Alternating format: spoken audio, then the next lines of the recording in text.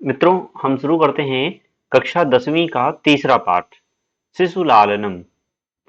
यह पाठ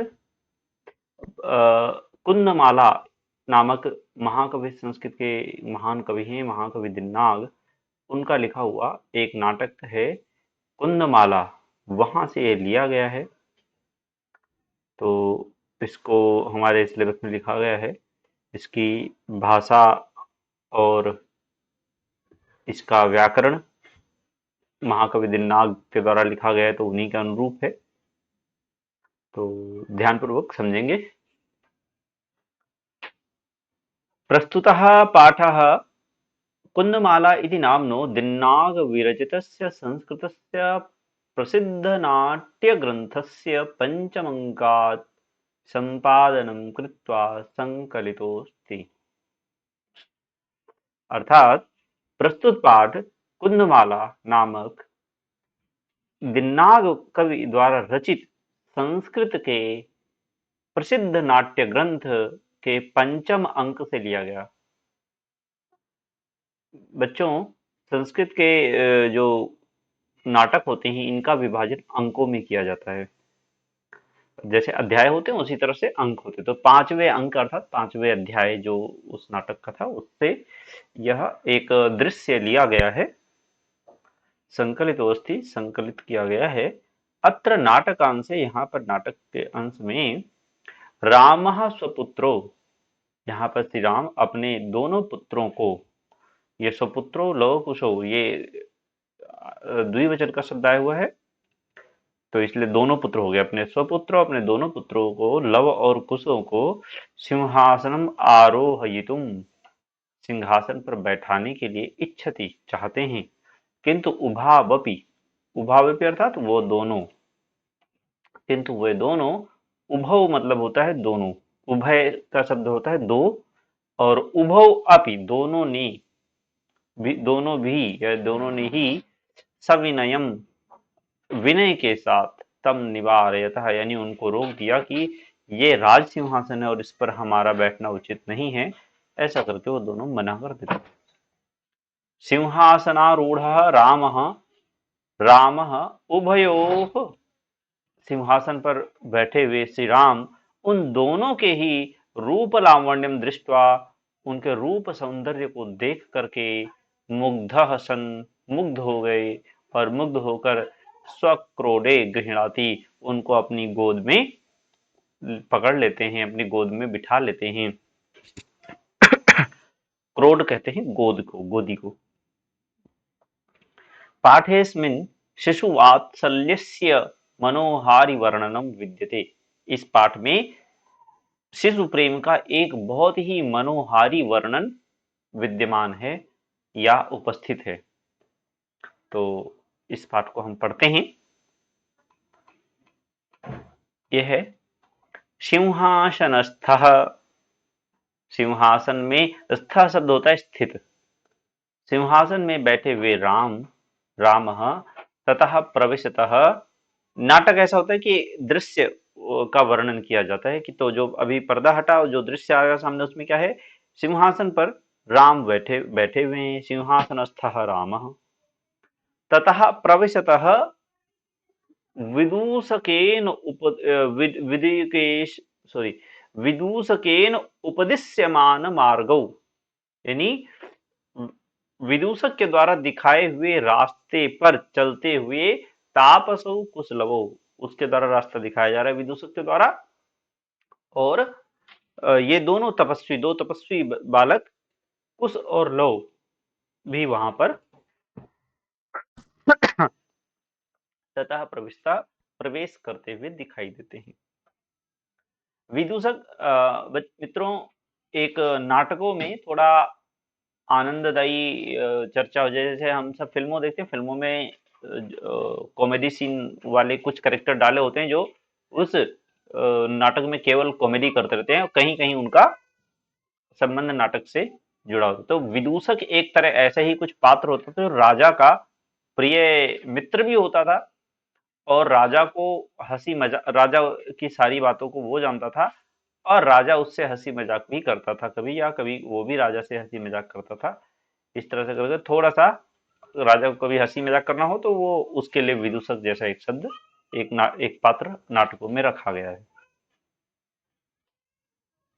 तो यहाँ पर विदूषक, क्योंकि राजा के पास आ रहा था कोई, तो विदूषक ही उसको लेकर के आएगा, तो विदूषक लेके आ रहा था। और विदूषक क्या कहता है, इत इत आर्यो, इधर आइए हे आर्य। दो हैं तो इसलिए आर्यो बोला जाएगा, एक आर्य नहीं बोला।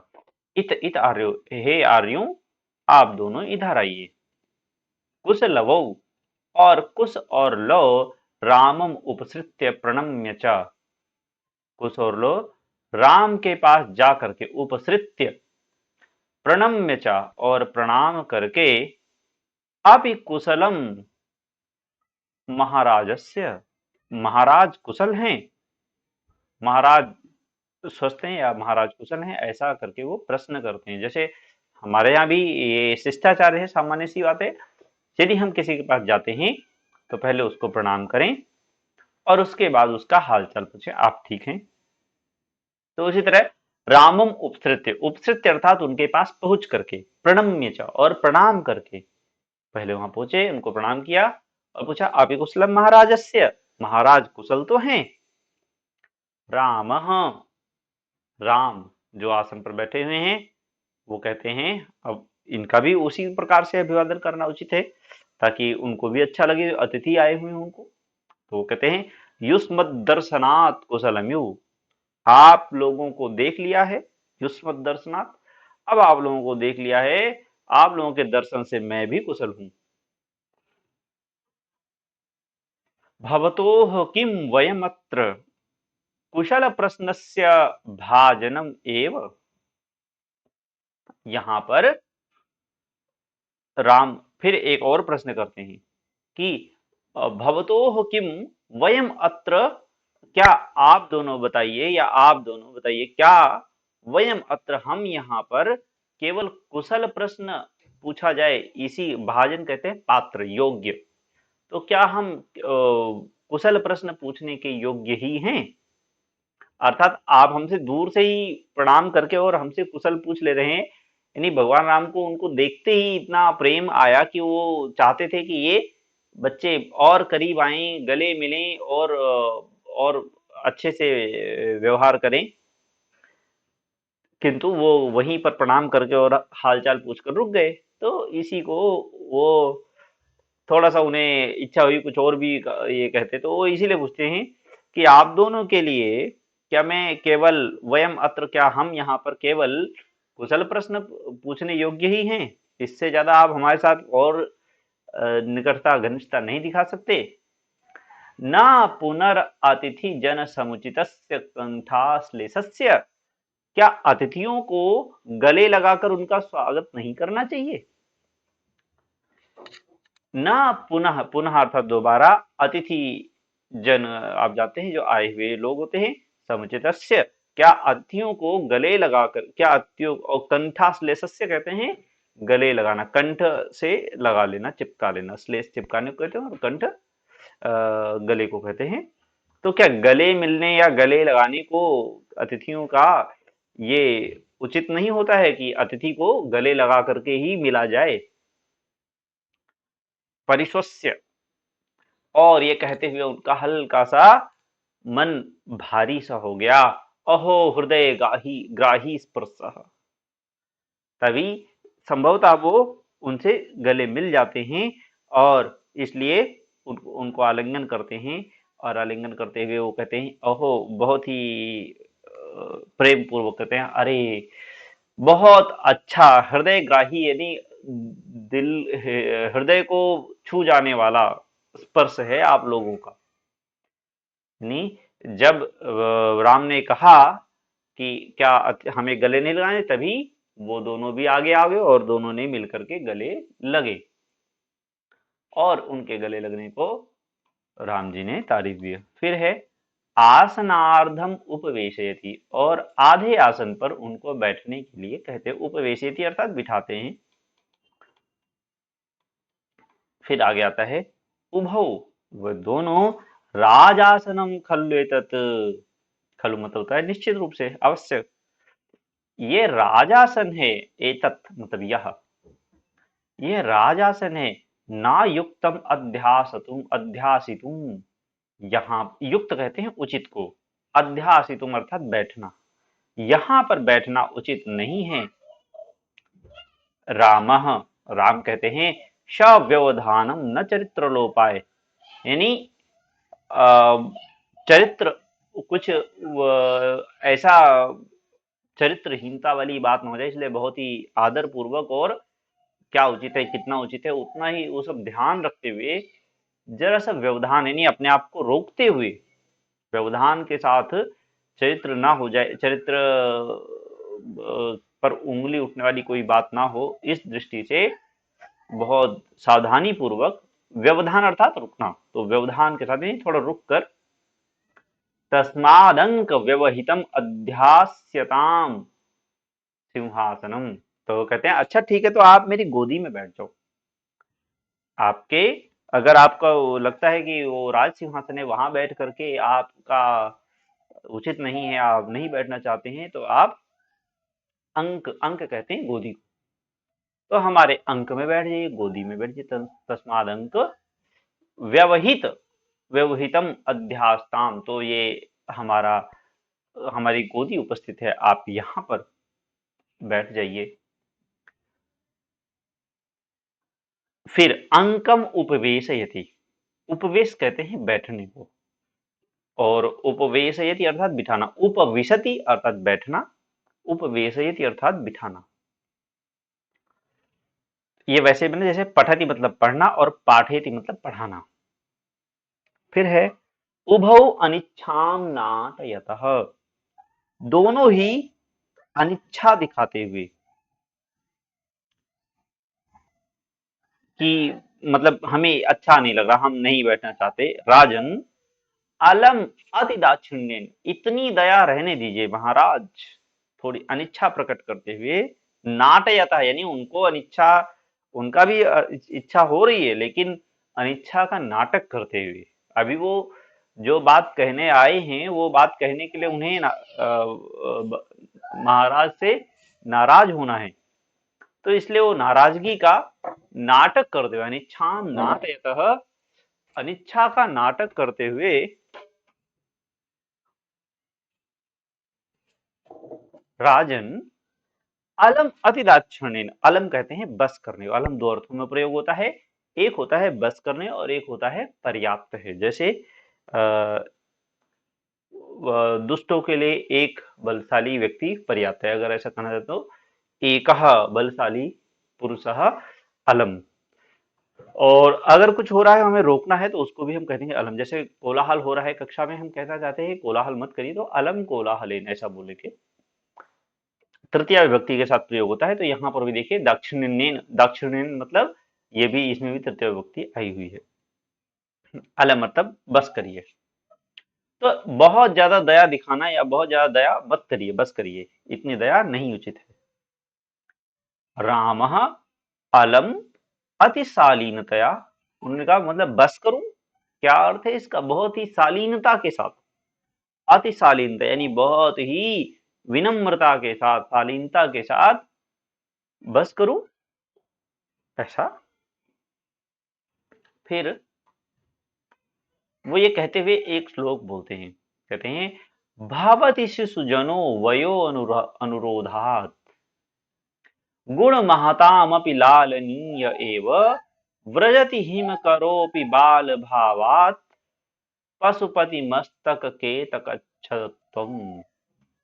वो कहते हैं कि भवती शिशु जनो वयो अनुरोधात, यानी अपनी जो शिशु जनो यानी बच्चे, छोटे बच्चे, शिशु लोग अपनी वय कहते हैं आयु को, अनुरोधात मतलब होने की वजह से, गुण महताम अपि, गुणों में महान होने के, यानी बहुत महान गुण होने के बावजूद भी, लालनीय एव, वो प्यार करने योग्य ही होते हैं, भले ही शिशुजन कितने भी बड़े हों, कितना ही गुणवान हों, किंतु वो तब भी, जैसे बच्चों को प्यार किया जाता है, इसी तरह से वो, उनकी आयु अगर कम है तो बच्चों की तरह ही वो प्यार करने योग्य होते हैं।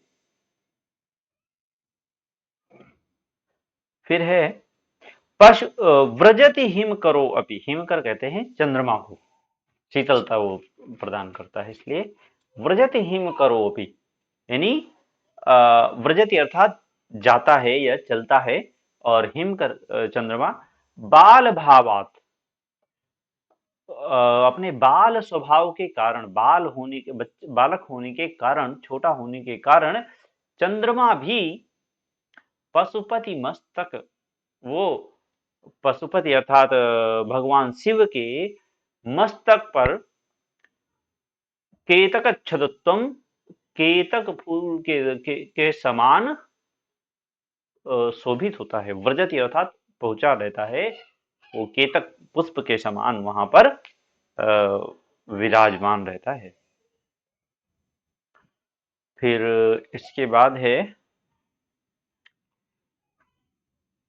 राम, तो जब मतलब भगवान शिव भी, चंद्रमा इतना बड़ा है, इतना गुणवान है, गुणशाली है, फिर भी वो छोटा होने जब होता है तो शिव जी उसे अपने मस्तक पर धारण करते हैं। तो आप लोग भी छोटे हैं, तो हम इसलिए ही हमने आप लोगों से इतना प्रेम किया, या हम आपसे प्रेम, हमें इतना लालनीय अर्थात प्रेम, जैसे बच्चों को लाड करते हैं, तो उसे लाड करने की इच्छा इसलिए ही हमारी भी उत्पन्न हुई है। फिर इसके बाद है रामः एष भवतोः सौंदर्य केतकच्छदत्वम, ये त्वम आ गया, मतलब जैसे संस्कृत हिंदी में हम प्रयोग करते हैं ता, जैसे बंधुत्व, ठीक है, तो ऐसे त्वम त्वा के अर्थ में आया हुआ है। तो केतकत्वम, केतकच्छदत्वम यानी केतक, केतकी के फूल जैसा हो हो करके वो वहां पर पशुपति के मस्तक पर पहुंच जाता है। रामः एष भवतोः, ये एष भवतोः सौंदर्यावलोक जनितेन कौतूहलेन पृच्छामि क्षत्रिय कुल पितामहयोः सूर्यचंद्रयोः को वा भवतोर वंशस्य कर्ता। यहाँ पर श्री राम जी उनको देख करके, अब उनके रूप के बाद उनके कुल आदि पर वो आना चाहते हैं, तो उसके बाद वो कहते हैं एष भवतो सौंदर्यावलोकेन जनितेन कौतूहलेन, ऐसा मतलब वो, यह आप लोगों के सौंदर्य के द्वारा, सौंदर्य के भवतो अर्थात आप लोगों के सौंदर्यावलोके लोक जनितेन, आपकी सुंदरता को देख करके उत्पन्न हुआ, जनित होता है उत्पन्न हुआ, अवलोक होता है देख करके, और सौंदर्य मतलब सुंदरता, आपकी सुंदरता को देख करके उत्पन्न हुए कौतूहल अर्थात मन में आए हुए प्रश्न को पृच्छामी, पूछ रहा हूं मैं, अपने मन में आई हुई आपकी सुंदरता को देख करके मन में जो जिज्ञासा उत्पन्न हुई है, उस जिज्ञासा को मैं पूछ रहा हूं आपसे। और क्या पूछते हैं फिर वो, फिर पूछते हैं क्षत्रिय कुल पितामह हो, यानी क्षत्रिय कुल के पितामह, दो पितामह है क्षत्रिय कुल के, पितामह अर्थात पितामह कहते हैं पिता के पिता को, यानी दादा को कहते हैं। तो क्षत्रिय कुल की जहां से वंशावली शुरू हो रही है, ऐसे दो पितामह जो हैं, सूर्य और चंद्र को वा भवतोर वंशस्य कर्ता, तुम दोनों इतने सुंदर हो, इतने अच्छे दिख रहे हो, तुम निश्चित रूप से क्षत्रिय कुल के होगे, और ये तुम्हारा सूर्य या चंद्र, इन दोनों में से कोई एक वंश होगा। को वा भवतोर वंश से कर्ता, कौन है तुम्हारे वंश का कर्ता, तुम्हारे कुल का कर्ता कौन है, कर्ता अर्थात किस कुल से आप उत्पन्न हुए हैं।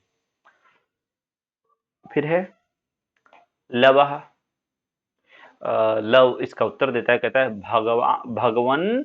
भगवान सहस्र आदिधीति ही, दिधीति ही, वो कहते हैं सहस्त्र किरणों को, हजारों किरणों को धारण करने वाला अर्थात भगवान सूर्य, वो वो कहते हैं भगवान सूर्य ही हैं।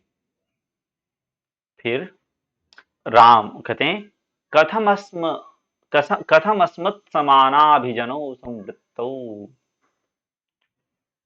राम जी ये सुन करके प्रसन्न हो जाते हैं, कहते हैं कथम मतलब कैसे, अस्मत् समाना, हमारे समान, क्योंकि भगवान राम भी सूर्यवंश के थे, वैसे तो इन्हीं के पुत्र हैं लेकिन उनको जानकारी तो नहीं है कि ये मेरे पुत्र हैं। तो इसीलिए वो पूछते हैं कथम अस्मत् समाना अभिजनो संवृत्तो, तुम दोनों तो हमारे ही कुल से उत्पन्न हुए, हम हमारे ही जहां से हमारा कुल उत्पन्न हुआ तुम लोग वहीं से उत्पन्न हुए हो, हम दोनों एक ही कुल से उत्पन्न हुए हुए हैं। अस्मत् समाना, हमारे समान ही, अभिजनो, अभिजन कहते हैं सभ्य लोगों को, अभिजन, अभिजनो संवृत्तो, उत्पन्न हुए हो, यानी तुम भी हमारे समान ही उसी कुल से उत्पन्न हुए हो। ये तो ये कैसे हुआ, ये तो मतलब प्रश्न के द्वारा, प्रश्न कहते हैं लेकिन वो हैरानी और प्रसन्नता व्यक्त करते हुए कहते हैं। फिर विदूषक कहता है किम द्वयोरप्येकमेव प्रतिवचनम, क्या दोनों का एक ही उत्तर है। प्रतिवचन कहते हैं उत्तर को, वचन, और प्रति यानी उसका जवाब, तो प्रति का अर्थ होता है जवाब, प्रत्युत्तर, इन दोनों का क्या एक ही प्रतिवचन है, क्या दोनों का एक ही उत्तर है। लव कहता है भ्रातरा वावाम सोदर्यो, यहाँ पर दो शब्द है, मैं बता रहा हूं आपको, मैं उनको लिख ही दूं, भ्रातरो आवाम मिला करके बन गया भ्रातरा वावाम। एक बार मैं लिख दूं क्योंकि आपके काम आ सकता है।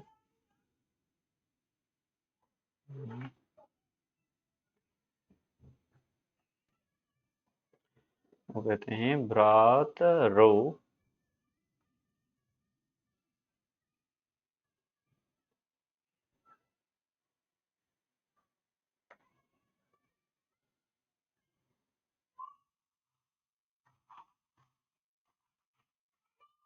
अभी थोड़ा सा दिक्कत हो रही है इसमें लिखने में।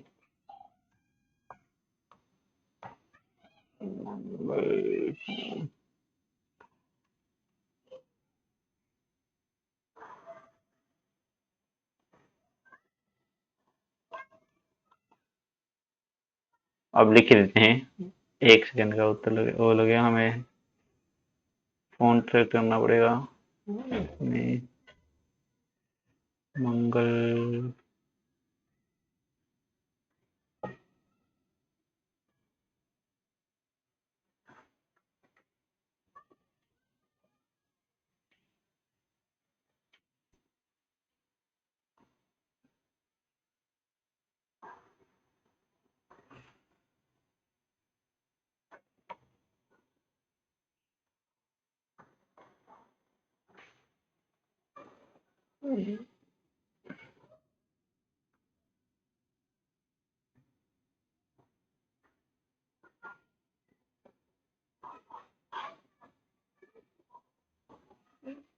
हाँ मतलब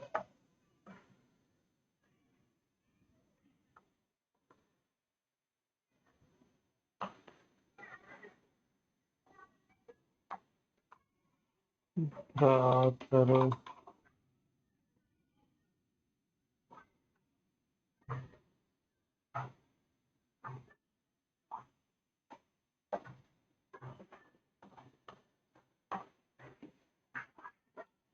यह भ्रातरो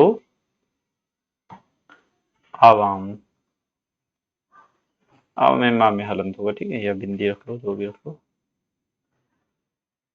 आवाम कर दे, भ्रातरो आवाम सोदर्यो, हम दोनों, सोदर्य कहते हैं, स मतलब हो गया एक या समान, उदर कहते हैं पेट को, तो हम दोनों एक ही पेट से आए हुए हैं, हम दोनों सहोदर, इसलिए सहोदर या सोदर ये दोनों शब्द प्रयोग किए जाते हैं सगे भाइयों के लिए, तो हम दोनों सगे भाई हैं, सोदर हैं, सोदर हैं। फिर आगे कहते हैं समरूप शरीर सन्निवेश, राम कहते हैं रूप भी समान है, शरीर सन्निवेश, और शरीर भी आपका, शरीर का जो जोड़ है, जिस तरह शरीर बना हुआ है वो भी एक जैसे समान है, आकार भी शरीर का आप समान है। वयसस्तु न किंचिद अनंतरम, और आयु में भी आपके कोई अंतर नहीं है। ये कैसे संभव है, अगर दो भाई होते हैं तो वो छोटे बड़े तो होते हैं थोड़े, आप तो एकदम समरूप हैं, शरीर भी एक जैसा है, और वयु वय वय अर्थात आयु में भी न किंचित अंतरम, उसमें भी कुछ अंतर नहीं है। लव कहते हैं आवाम यमलव, हम दोनों जुड़वा हैं। आवाम यमलो, हम दोनों जुड़वा हैं। राम कहते हैं संप्रति युज्यते किम नामधेयम, वो कहते हैं अच्छा अब समझ में आया, आप दोनों जुड़वा हैं। किम नामधेयम, आपके नाम क्या हैं। संप्रति अर्थ होता है अब, और युज्यते का अर्थ होता है जोड़ना, यानी अब मैंने समझ लिया है, जोड़ ली सारी कड़ी मैंने। किम नामधेयम, तुम्हारे नाम क्या हैं। फिर लव कहता है आर्यस्य वंदनायाम लव, लव जवाब देते हुए कहता है कि आपके, आर्य कहते हैं श्रेष्ठ को, आप आर्य की वंदना में, आपकी श्रेष्ठ में लव इत्यात्मानम श्रावयामि, मैं लव बोल रहा हूं, अपने बारे में मैं लव बता रहा हूं। कुसम निर्देश, और कुश की तरफ निर्देश करते हुए आर्य अपि गुरु चरण वंदनायाम, और कहते हैं कि आर्य, ये आर्य भी गुरुचरण की वंदना में उपस्थित हैं, इशारा करते हैं वो तभी। और कुश फिर आगे बोलते हैं अहमपि कुश इत्यात्मानम श्रावयामि, और मैं कुश अपने आप को, मैं अपने आप को कुश कहता हूं, या मुझे लोग कुश कहते हैं, मैं ये बात आपको बता रहा हूं। फिर राम कहते हैं अहो उदात्त रम्य समुदाचार, बहुत ही उदात्त अर्थात उत्तम, श्रेष्ठ, उदार और रमणीय, रम्य मतलब जो बहुत ही अच्छा लगने वाला है, ऐसा बहुत ही उदार और अच्छा लगने वाला, उदात्त श्रेष्ठ को भी कहते हैं उत्तम। तो बहुत ही उत्तम और श्रेष्ठ समुदाचार, ये सदाचार आप लोगों का है। किम नाम ध्येयो, यानी आप लोगों ने बहुत अच्छी शिक्षा पाई है, कितने विधिवत तरीके से आप लोगों ने अपना परिचय दिया है। किम नाम ध्येयो भवतोर गुरु, तुम्हारे गुरु का नाम क्या है। फिर मित्र थोड़ा इस वीडियो को अगर हम कंटिन्यू करेंगे तो लंबा हो जाएगा, हम नेक्स्ट दोनों पे दूसरे वीडियो में करते हैं, मिलते हैं दूसरे वीडियो में। नमस्कार।